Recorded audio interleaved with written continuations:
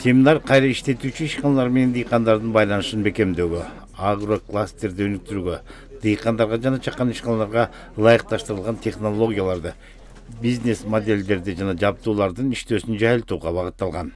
Айылдагы жана айыл өкмөттүн деңгээлиндеги кайра иштетүүчү ишканаларды ачса болот деп бүгүнкү күндө мындай жасаса болот деген мына азыр көрсөтө алдык.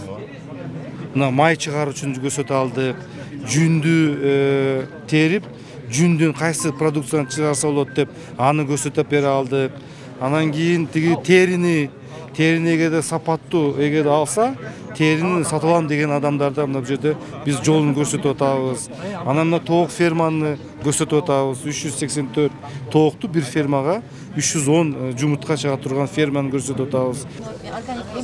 Кайра иштетүү өнөр жай жана органикалык айыл чарба департаменти мындан ары кайра иштетүү цехтерин атайын уюштурулган жерлерде практикалык окутууларды өткөрмөкчү. Кайсы райондо же болбосо кайсы шаарда кайсы кайра иштетүүчү өнөр жайлар бар экен, алар эмнелерди өндүрөт, алар сырьёолорун чикизаттарын каяктан алат, ошол боюнча анализдери так маалымат жок экен. Биз мына кечээ баштап департамент түзүлгөндөн баштап ошо ар бир райондордун урбарлардын жетекчилерине, акимчиликтерге, мэрлерге кат жөнөтүп атабыз. Четте турган адам ала албай атат. Аталган иш-чарада бир катар дыйкан фермерлер үчүн пайдалуу сунуштар айтылды.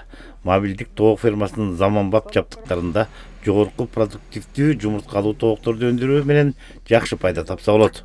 384 тоок батат ичине. Анан деген суу температурасы бар, жылдыкча оборудованиясы бар. Бул деген ысык мезгилде наоборот муздатып турат, суук мезгилде автоматтуу түрдө жылытып турат, бир температураны режимде. Эмелердин баары ылдый кетет, анан ылдый жагынан тазаланат. Эмелер бар. Анан жумурткалар дагы мындай түшөт. Бияка автоматта түшөт. Эгерде эт багытында болсо, дагы бир долбоордо сафлор майын өндүрүү маселеси тууралуу кеңири кеп болду.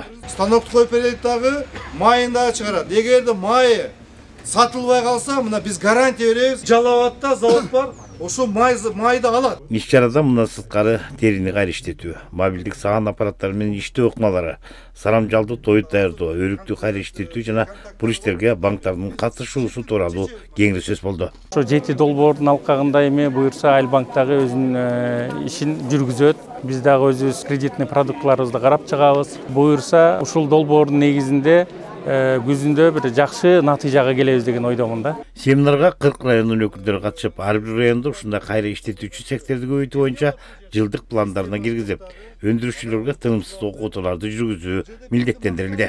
Ошо 5-6-7 сомду айырманы фермерге өткөзүш.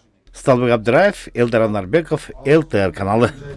Айдоо жерлерине көп жылдык бактарактарды отургузууга